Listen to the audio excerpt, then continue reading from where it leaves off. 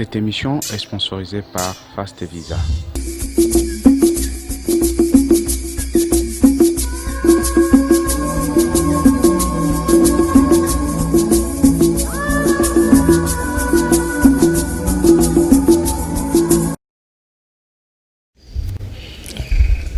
Mbote na bino bande ko balandi ya Canal King Télévision balinga culture pe ba art rendez-vous na bino yango oyo wa pi bino biso pe to salaka ba analyse par rapport à actualité culturelle et artistique mokolo ya lelo to ko bakanga na ba sujet to mandaki le samedi passé pambate esengela ki to zala na ba artiste et comédien mais bazaki na mo problème ba s'excuser ki tina wana lelo lokola tozui moko ya artiste oyo invité Morazaki samedi passé à Singaki yango moni le to reconduire le sujet wana to lobela le sujet o ezalaki bongo par rapport ya ndenge artiste comédien na biso oyo ba okene na poto une fois ba s'installer kuna kasi baza ko émerger te le quoi baninga na biso ya Maghreb pe baninga na biso ya West Afrique to komona bango na ba film wa ba osala ba club na banga comédie ezoleka na ba chaîne ya minene kasi ya biso oyo kaka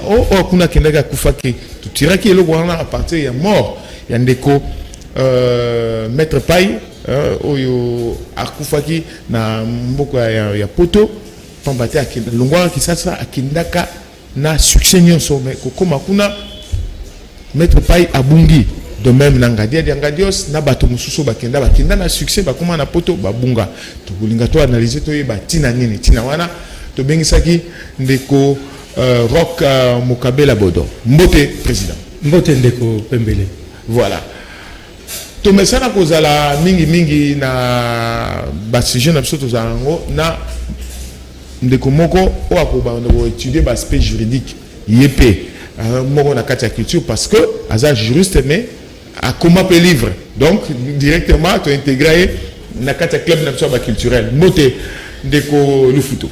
Merci Mbote invitation pour l'invitation na PP Mbote na ba invité nous surtout d'abord na plateau. Voilà.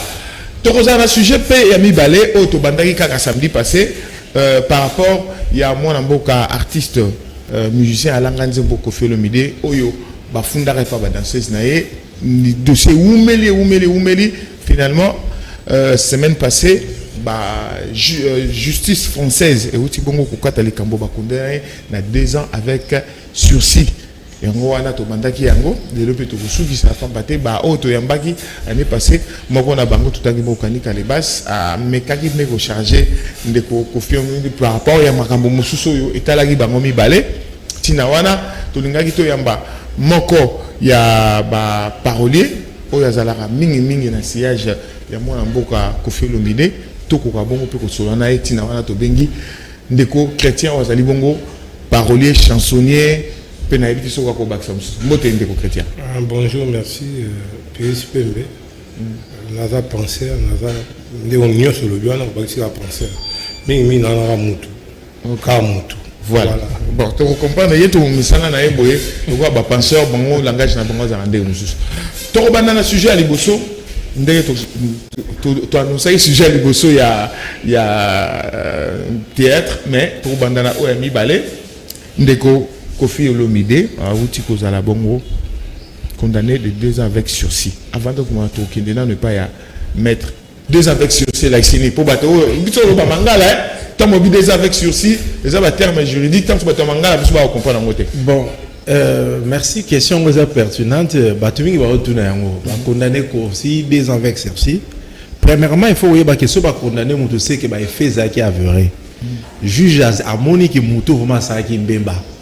Donc, on a rappelé à Zaki accusé de viol na séquestration. Oui.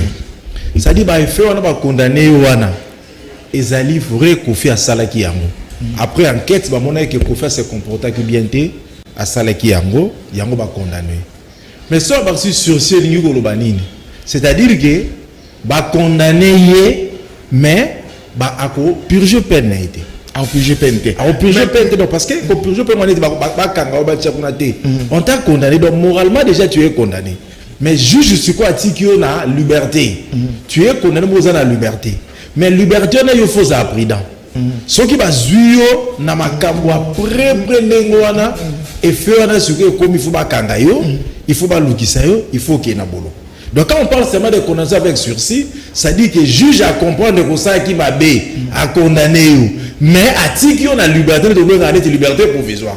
Vous savez que jouir n'a pas droit à une union civique et morale état et citoyen, mais sous peine à condamnation en attendant étant l'aide justice va la délayo, ce qui va faire et qu'on continue à retomber par aux autres à ce moment-là, ça va jouir dans le juge a qui soupçonne moko à revenir na et l'eau qu'on a liboso de bakoina. Donc yes il faut faire baké nenge batiki kofi libre atambola na ye azala na ye asa soupe na condamnation parce que moralement tu as touché. Voilà, ma question c'est que Ali Boy selon ba accusation ba greffe aux ala qui crée une contre ba plainte oyo ba danseuse ba côté ça pour tout ça pour ça on sali ba mboule belé là ko ba dit ba plus de 10 ans pour Kofi Olomide maintenant qu'il est pototé avant même phénomène à ba combattant et banda Paul Makamboana ka est-ce que Makamboana oyo ezaki ba accusation chef d'accusation na yé contre yé na peine est-ce que Zali n'engemo parce que agression ou bien séquestration donc au kangela rabato na ndako na makasi na viol les arabes ni les belé hein tant sous tentative tout ni va est-ce que peine nango Zali 2 ans avec sursis peine nango ça des avec sursis et l'obité que so fundi mutu po na ilo hôtel au fundi il faut ba condamner ka ndenge yo lingi te pour le big belko ba pesi ndenge wana sega salagi non quand il y a déjà condamnation ça dit que ba faire condamnation ezali OK juge azazo batalo ba ka to condamner ko fuboté mais peut-être biloko mususu o ba loba ki ba yo ko mona ki biloko wana peut-être ezalaki preuve vous ezalaki te soubassement juridique ezalaki te mais bazo reconnaître même que Kofi azalaki na bana basi abande ko fana bango traitement ko abande ko traiter bango ezalaki malamu te mais ezaka o bango basi balobaki voilà c'est ça que j'ai dit non ça dit voilà bon format peut-être ko kangape mutulanda ko priver liberté na eza bien te ko ça vous a bien te ba remarquer que comportement mo ezaki ya mabe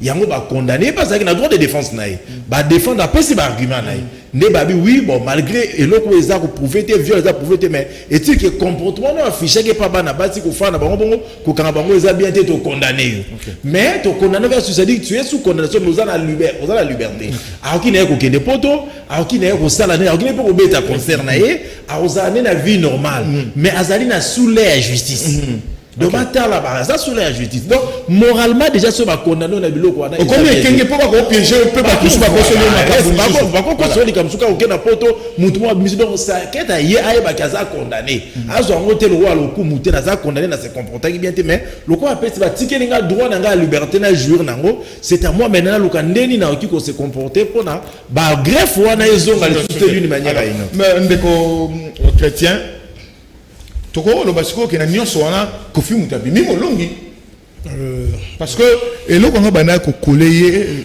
tata na bana az artiste munene qui ba accuser on a belo wana ouais merci Pierre déjà l'émission avant les gars on a méga correspondé bon voilà on a eu le temps de parler mais on n'a pas trop kokota na sijango j'ai compris peut-être que alingay qui pour des raisons peut-être judiciaires sur ndeni voilà on va éviter qu'il y ait mais n'a pas essayé d'un mot de place ça on a vu voilà au petit nayo ya kati voilà en fait ce on a mettre le bon il y a le bar arabe n'a du poisson dans la maille donc ça va donc si j'en ai mieux placé par là on a du fait que les sujets les concernés Tomigo a abordé un sujet, on n'a pas parlé grand-chose.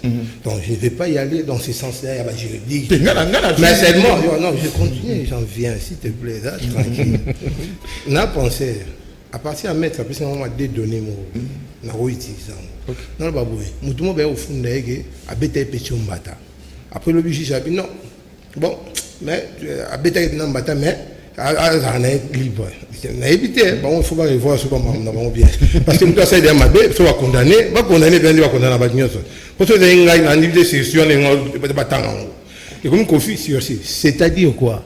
C'est-à-dire que le juge va comprendre qu'il se peut que Kofi a ça qui est en ôté. Péchoga, le roi va dire que Kofi a Kofi. Parce que Kofi peut avoir facilité.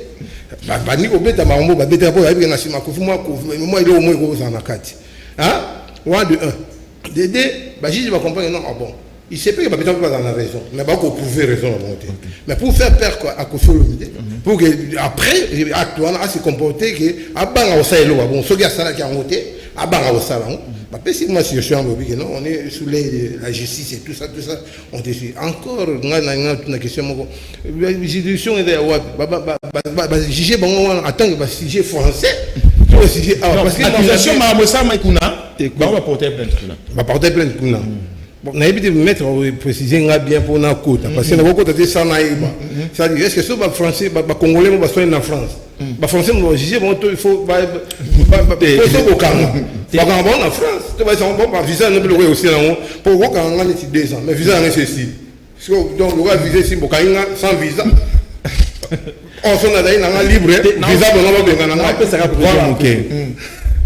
Na pesa bon etozana si j'ai ngoté tozana problème ezo leka ya papa Kamere mundelo na bakange les à commission infraction juge aza compétent ezali juge o azali na place donc on est salama qui na poto ba feza qui na poto juge ya poto aza compétent pour juger affaire wana quoi que ezali awa mais ba ko juger kuna ata ba condamné qui confie 5 ans de prison bino bon na bino ko livrer enfin avant que ba kuna et que rattraper si on parle là danseuse va sala qui na raison morobo pour ba za na profil morobo na sima non ko sali na ina ke bu na nga appelé maître alobi type mo ya libanais ali mbongo ya Congo parce que ça sérieux ali mbongo ya Congo il y a des danseuses ali confier à France confier à Congo et le monte faisons quand même la part des choses. Le PSG libanais allait mourir à Congo. C'est-à-dire, avant de rentrer chez toi, même si le visa était expiré, avant qu'on t'expulse, tu dois nous remettre notre argent. Restituez-nous notre argent. Donc, on s'en va dans 16, dans 16, il y a Congo, il y a Congo, donc il fallait pas voilà, encore plus, il y a une reporté avec l'éclaircissement. Sauf que là, après, c'est l'éclaircissement. Dans 4 ans, on a un noir. Est-ce que c'est différent? Tu dois aller à Congo, à Sambala Congo. Non, mais tu as un problème de France. Visa pour faire la manœuvre. Commission infraction et salami. Place infraction et salami. Juge Ouanazali compétent pour juger infraction. Voilà, entre étrangers. Étrangers, infraction en France, au moment où on a France, cause de la tête, on va juger. Voilà, il y a dire loi. À dire droit. Mais en réserve, voilà. Finalement, c'est comme si Bandeko Bassi, pour la troupe théâtrale, on a pour des raisons moroboye à Bango, Bakosi Makambu moroboye, ou bien Maramobo, mais aggravé à Mokara, pour Bango tirer profit, Yoko Tamwa désordre morobo. Bon, en tout cas, il faut dire que gérer les artistes, c'est pas facile. Bon, vous voyez, Bimbo Kanabiso, nous avons traversé, situation nous avons traversé depuis année. Et donc, les artistes qui viennent dans des structures culturelles, ils ont la troupe à théâtre, ils ont la musique, il y a pour des raisons professionnelles. Il y a pour des raisons professionnelles. Et Bayaka pour des raisons bélées, Bamsou Bayaka après avoir échoué dans la vie, il pense que bon, venir au théâtre c'est le métier le plus facile, aller danser c'est le métier le plus facile, alors que c'est un métier noble, Oyo et Tombulaka, Bendel et Yamboka. Je me rappelle encore Kamoko pareil, et Salamelaki Viejosa, où un musicien Atala de son état, Poizo Mukanda, Afunda qui vient ça. On dit c'était non. Pour Kaka, Azo gain de cause. C'est-à-dire, dans le moment où Abosani va bien faire, Abosani va galère, au président va se sacrifier, pour Bazoratama Kouanga na Souka Sanza. Bon, c'est un peu, c'est regrettable que Batu Oyo, parce que le président va grouper, le président va orchestre, le président va troupe à théâtre, va souffrir pour encadrer les artistes. Alors, sur le côté Souka, geste il y a bon à l'endroit il y a leader, c'est vraiment déplorable. Heureusement que bon, justice peut mettre à l'obaki, ils ont été au fond d'un moutou, le billet, ça a 50 ans, et justice peut à l'endroit makam oyo lobi wana. moi je félicite la justice française. Dengue va condamner quand même, mais avec sursis, parce que il faut se le dire, Kofi Olomide n'est pas n'importe qui. Kofi Olomide, déjà dans la France, on a considéré le Charles Aznavour, c'est-à-dire Aza icône. Je pense que Baron Mopé Batalaki va étudier que non, l'allégation, il y a bana o bafundi, tam soupe cause alonga bon, pour la raison mon rappel, pour moi gain des causes, le gars baza, moi bazo mazu kongote, pour bailler ba galère aux alakuna, basala ou basala kiwana, et ce qui est vraiment dommage. Mais moi je suis content que le vieux ne soit condamné que 2 ans avec sursis. Même si c'est une condamnation. Même si c'est une condamnation, mais sursis wana. Je sais que c'est un monsieur très intelligent, très sage. Prochainement, à se comporter vis-à-vis na bana auto encadré. Voilà, mais étant que président, l'accusation de Jean Rwanda, et ça moi bien, on se rappelle encore, mais en Afrique de l'Est, je crois, soit na Tanzanie ou bien quelque part, à Betara danseuse. Ceux qui na Zimbabwe, ceux qui wapi, une caméra maintenant, baloba bafunda kaye, tout le monde a vidéo agressé danseuse, poto ba beta mais ceux qui a agressé danseuse. Alors quelque part, accusation on peut sur le guide trop. Et je comme appelle moi ma bête. Non mais je ne sais pas, accusation. Bon, déjà ceux qui il y a ceux qui a Kenya, on a ceux qui a Zimbabwe, ils n'étaient pas condamnés. Ça veut dire qu'il n'y avait rien de réprochable. Non, moi je vois des accusations. Dans une société, la condamnation dans une société, ils ont une famille na biso, chaque parent a un ndenge à se comporter na bananae. Peut-être par exemple on s'est vraiment à blague avec ses enfants. Bon, ceux qui une tierce personne à mesani na blague ou anate à monique zamabé et choqué à que dramatiser en gros, ça c'est autre chose. Mais ngai ndenge na ebi mon aîné, Kofi Olomide, c'est un blagueur. Azamuto, ça va blague trop, que ce soit musiciens, même les garçons, même les chanteurs et tout.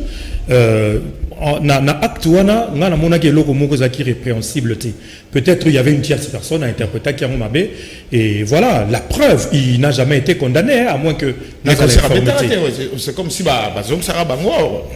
il n'était pas condamné par la justice. Il n'était pas condamné. Voilà. Chrétien justement par rapport à si au lobby il y a le Kenya. Oui. En tout cas, précisément, après Babouka, je suis allé les voir. On a parlé avec lui. On a dit, mais vendez ni go m'a appelé non. On place la Kenya va mimi. Non, l'intention vont là. On va mettre un bol. Parce que l'intention vaut l'acte. Oui, là au moins à succès ni nous pas intention. Pour tisser qu'on a l'intention. Moi, je me dis, au Tchébou, on a ce intention dans la banque. Intention en banque, c'est arrêté. Bon, intention, il faut l'acte au banque. Voilà. Vous comprenez? Donc, ça dit, petit n'habitude de ça. Mon gars, le biquet, ni accusation, pas mon tout le monde. Manga, il y a 20 royaumes sur le Vatican. Bisous sur le Maliban, la manga. Nous sommes peut-être pas dans comment il y a rouge. Et bouki, il manga, banga, oh, yangai. Ça dit, les banques, ils ont moko. Attends, Kofi, on a banné qu'on s'appelle Kofi et à facilité. Et à facilité, il faut ça Kofi pour comprendre les passes à Kofi. Revenons dans les Cambodgiens, on a 2 ans avec sursis. Et qu'ils sont à salir sous les Cambodgiens similaires. En tout cas, un ballon peut-être Zuzu Yaroko, Maramoussous. Alors, au moment il faut naba blague aspect blagueur na ewana il faut atténuer surtout naba nabashi yoka pi snipe sur le molelo kanga molelo ce gars to bando banga osala otozali hein c'est bichon so dans la prison ça veut dire ceci zala yo so blaguer pour jour au côté de prison tant so ça kambo yo ça chaque jour au sein de l'autre, maman moi voisine, en allant laver la douche naïe, yo bimay na ndaku nayo, on a s'asseoir ni sans rien penser et ça dit que coïncidence, le bâtiment bah on est comme plein, occupé na plus nga, nata moi ce OK, ça dit jour ba kangayo, so bon me ba kanga yezuté, biso so to comment ensemble yeso ke mutu malam, Mais maintenant, on dit que tout le monde va pour bâtir une foule. Nous avons préféré que nous avons changé comme on est Barabas. On m'a dit que nous avons mélanger Bamaï, Bani, Barabas, nous avons besoin d'un coup. À mon avis, on était là avec Barabas. Barabas, ça se passe ici. Mais bon, voilà. Parce que quelque part, il faut attendre. C'est-à-dire que, contrainte, il y a une menace dans comportement. Absolument. C'est pour lui dire que, après tout, il y a certaines manières de faire certaines choses. Parce que Mamou, ça, on va comprendre des choses, ça, il a honte. On change la nuit, on sait là. Mais d'accord, est-ce que Kofi ne doit pas changer? Il y a un blagueur, vraiment. Mais la contrainte, moi, c'est que blague sociale, il y a bien, mais il faut profiter d'un mot. Surtout que le roi et moi, le bango, Anthony Makila Mabe, Batmoro Boe, Manga Rotelana, Badika Bazugisango, Baroque, Bazuka blague, oh, Moutubasa, si blague, à mon avis, normal. Battement baké qu'on intoxiqué, à que le porter plein de comme ça drôle. Il ne faut pas changer quand même. Bon, on a habité, cher ami. Tu bien Vangantama. Kofi, il a quel âge? Kofi a une carrière il y a combien d'années? Kofi a banda musala o na nini. Banda acte répréhensible au Moniango depuis quand? Je pense que Kofi Baza patrimoine photo, il faut tout préserver. Faudra pas tout c'est vrai, il n'est pas Azam au centre tout est Azan Zambete. Mais il faudra pas pour Moutounio sur Azan côté naïe négatif na côté positif. Je pense que il faut plutôt Toto Moula Ozali aspect positif il y a Kofi Olomide. Hein Azali Azandenge Azali en tout cas banda carrière ya Kofi et banda abersa biso tant tozala bala mike banda tombola bendele ya mboka na biso makambo déjà bozo tango soki deux fois kaka oyo et d'ailleurs je crois n'importe soit bandé le procès verdict c'était l'année passée non c'était l'année passée au mois de mars si je ne me trompe pas et donc mutabanda carrière soki na 1970 combien hein sikoto makambo zo bimi na ba 2000 il va changer en quoi? Je pense que Kofi c'est un artiste, c'est une icône Yambo Kanabiso et il faut te sauvegarder, Totika toujours tirer à bouler. Sauvegarder peut zapper par rapport Ngazou le banazo insister trop contrainte Mouzali. Mais s'il faut ça la étude comportementale naïe depuis qu'il a commencé avec sa carrière. Depuis ceux qui 60 combien tant que ma vie voilà musique tant que collaboration n'a pas eu 7 ans et quelques n'a l'élo je pense que ceux qui acte répréhensible il y a deux fois je pense que ils ont bloqué côté les mélanges on doit plutôt se focaliser sur ses bienfaits au lieu de se focaliser dans le fait minime voilà mettre photo sur ça et pas dans tout ça étant que juriste il faut que le comportement parce que c'est naturel hein tu vas changer pour changer la nature ils a passé tes comportements d'ailleurs les droits c'est quoi droit exact que le régime le comportement de la société tous les actes autoposaka ça doit se faire à la conformément à mibeko donc batia mibeko pour muta ça n'importe qui quel que soit la blague quel que soit le comportement na yo si comportement les autres déranger mutu mususu ça dit aux autres déranger déjà liberté na yo. Donc juge a raison aux hommes qui sont dans là. Donc si vous soit linga blague, ou ebisi imbécile, vous benga imbécile, vous soit linga moté. Bacha bibe ko pona mutu tambola à respecter la liberté à moninga nae. Et droit ezana makambu na droit ezana te ke pona ba sentiment na bisoté. Donc okoki ko sala likambu to sala ya moto yibakate. Mais bakangyo na ko yiba na l'état ko condamné. Ba lobate ke non aïba raté le loi aïbi non mais il y a une situation atténuante par ça. Donc cela veut dire que Kofi Azali corn Kofi Azali Kofi mais tout le monde peut pas avoir droit là bas ok pour que ça me tout à la justice ceux qui a remarqué que Kofi Azali m'a bêté là au moins tous à la normale donc quel que soit niveau artiste musicien au cause aux alliés pas que ce qu'on sali les cabos c'est peut-être me douter mouta on ça là je juge à l'obate que atala les cornes atala nini te à l'oba non Boinabo. Par rapport à l'intention, oui, c'est difficile de déterminer l'intention. Parce que l'intention, on détermine un acte. On peut poser acte à blague. L'intention, c'est ça qui m'a bêté. Mais mon toit n'a pas été. Alors, juge minga ça à ces bases dans la fait où ils allaient palpable.